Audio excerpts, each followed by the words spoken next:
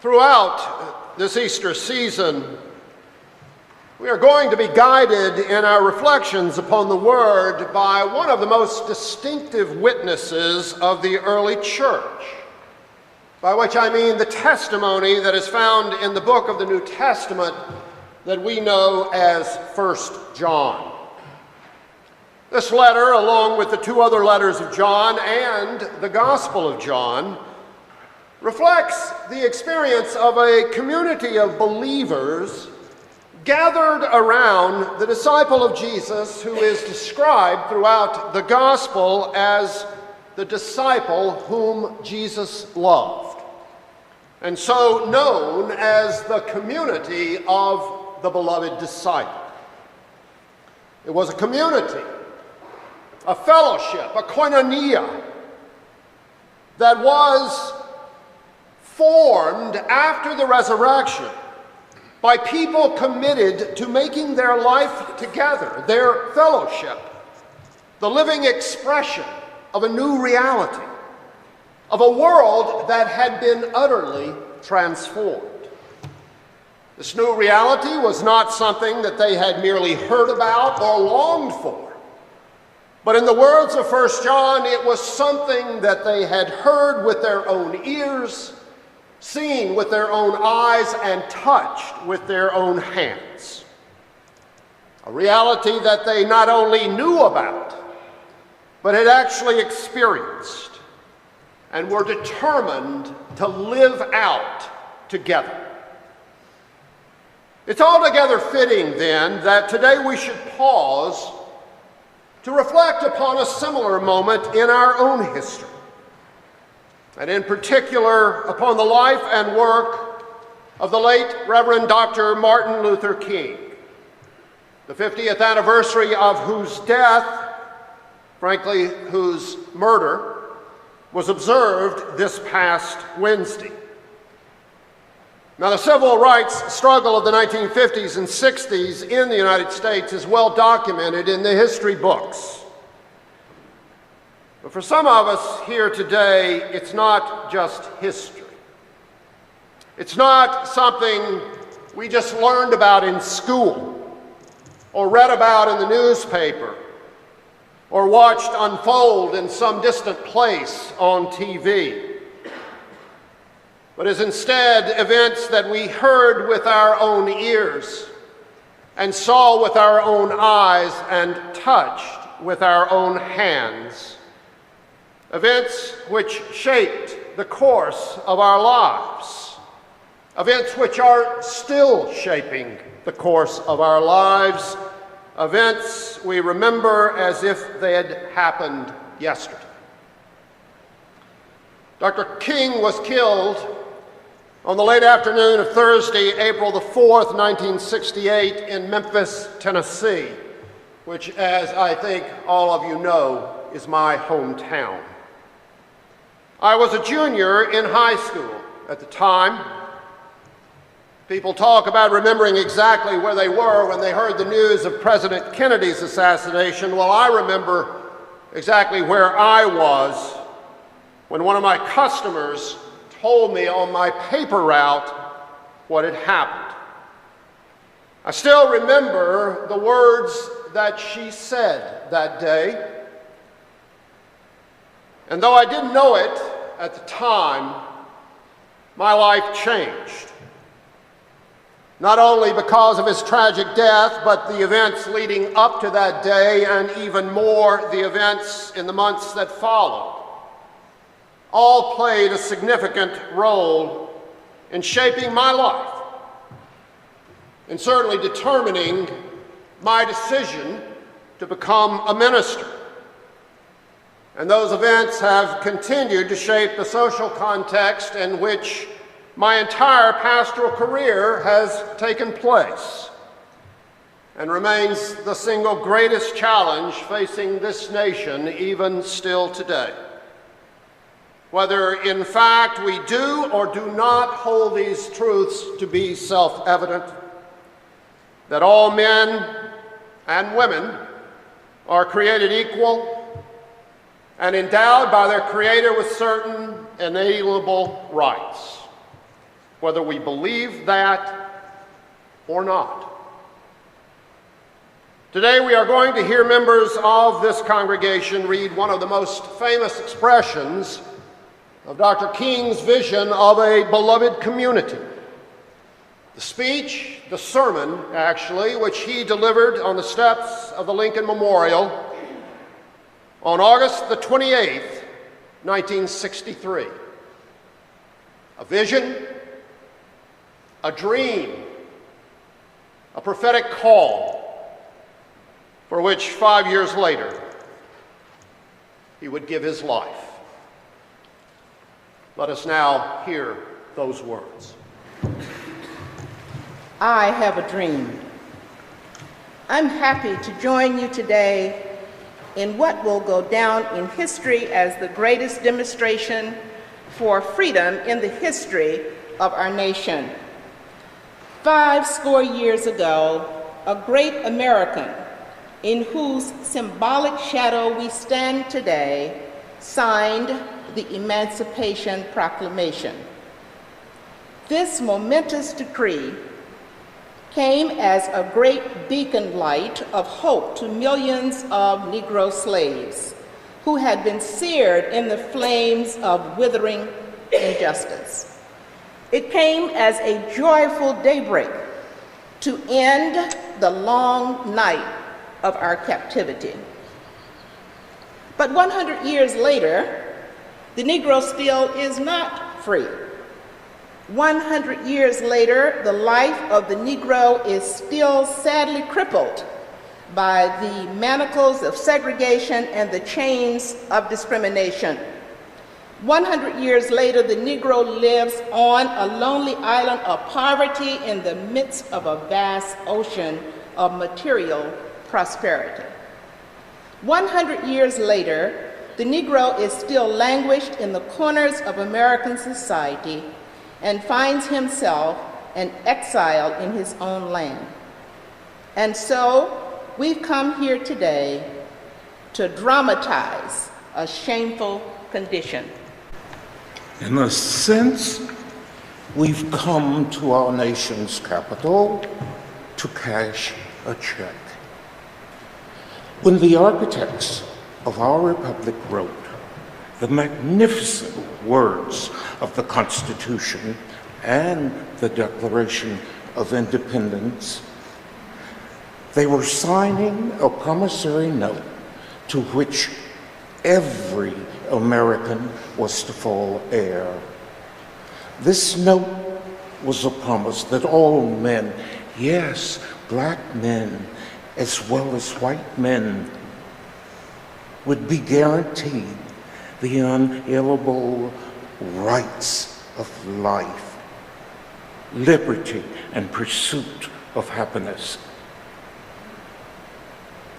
It is obvious today that America has defaulted on this promissory note insofar as her citizens of color are concerned. Instead of honoring this sacred obligation, America has given the Negro people a bad check, a check which has come back marked insufficient funds. But we refuse to believe that the Bank of Justice is bankrupt. We refuse to believe that there are insufficient funds in great vaults of opportunity of this nation. And so we've come to cash this check, a check that will give us, upon demand, the riches of freedom and the security of justice. We have also come to this hallowed spot to remind America of the fierce urgency of now. This is no time to engage in luxury of cooling off or to take the tranquilizing drug of gradualism.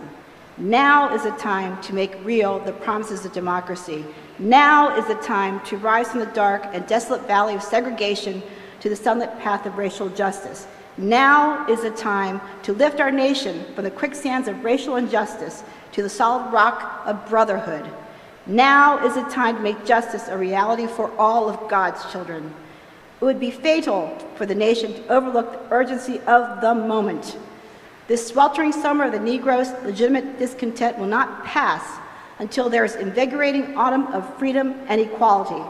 1963 is not an end, but a beginning.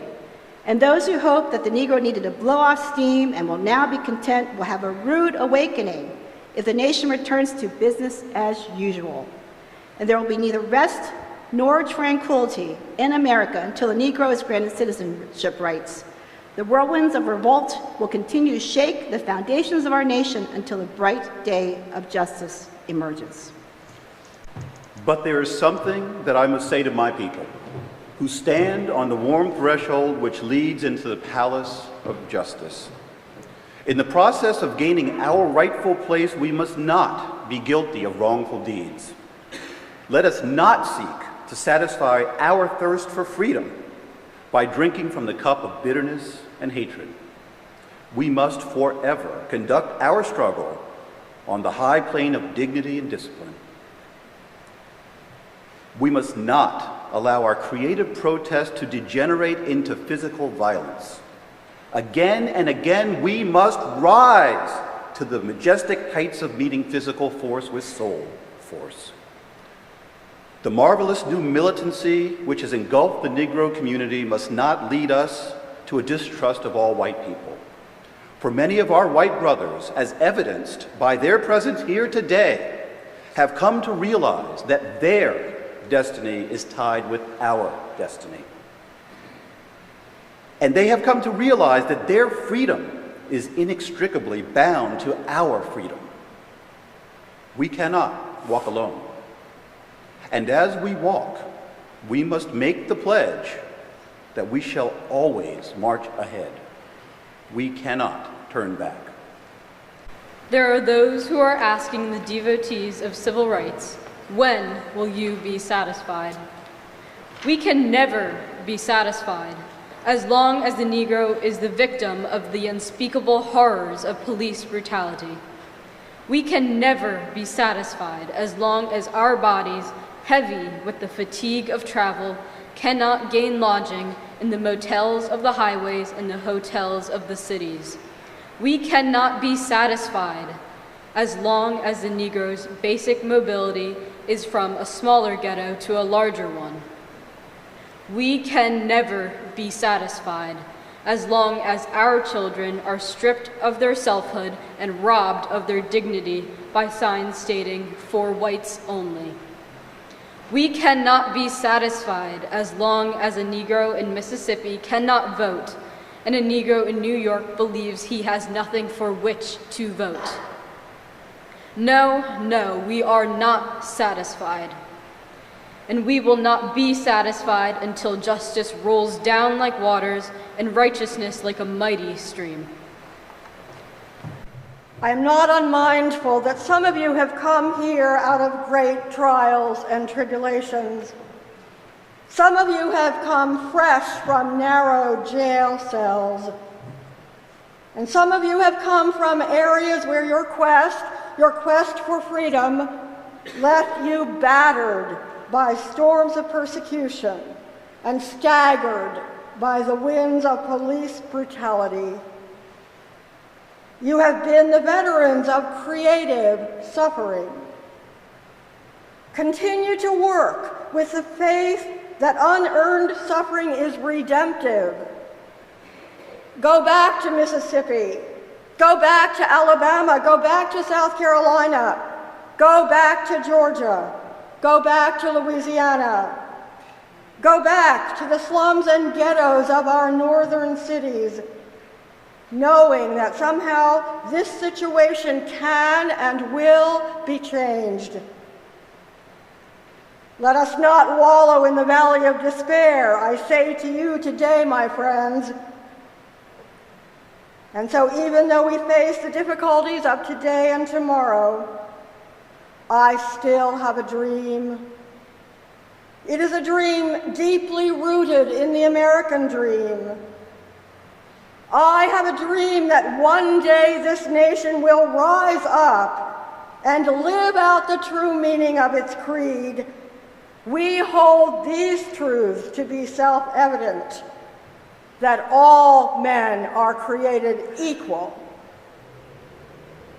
I have a dream that one day on the red hills of Georgia, the sons of former slaves and the sons of former slave owners will be able to sit down together at the table of brotherhood.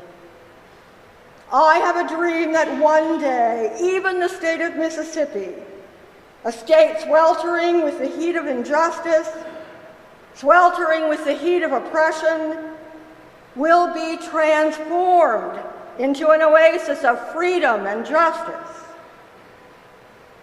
I have a dream that my 4 little children will one day live in a nation where they will not be judged by the color of their skin, but by the content of their character.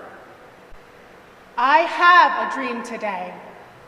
I have a dream that one day, down in Alabama, with its vicious racists, with its governor having his lips dripping with the words of interposition and nullification, one day, right there in Alabama, little black boys and black girls will be able to join hands with little white boys and white girls as sisters and brothers. I have a dream today. I have a dream that one day every valley shall be exalted, and every hill and mountain shall be made low.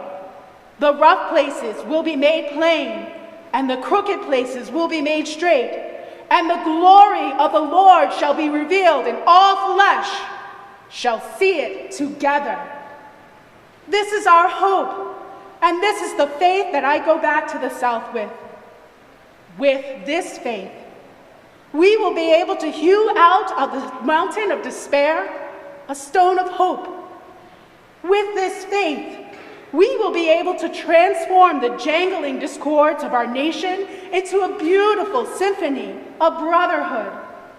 With this faith, we will be able to work together, to pray together, to struggle together, to go to jail together, to stand up for freedom together, knowing that we will be free one day.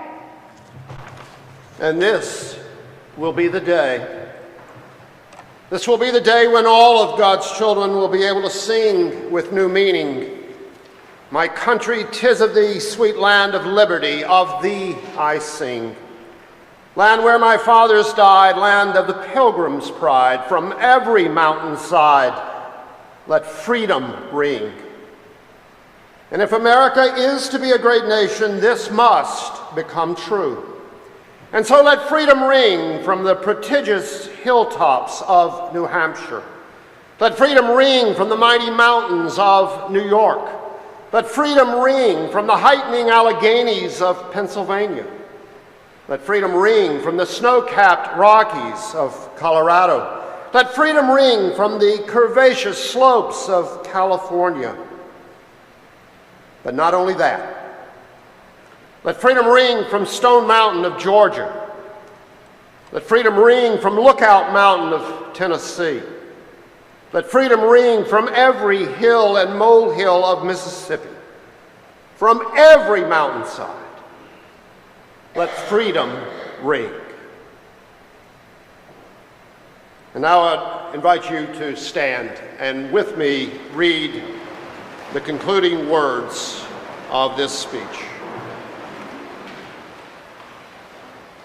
And when this happens, and when we allow freedom to ring, when we let it ring from every village and every hamlet, from every state and every city, we will be able to speed up that day when all God's children, black men and white men, Jews and Gentiles, Protestants and Catholics, will be able to join hands and sing in the words of the old Negro spiritual, free at last, free at last.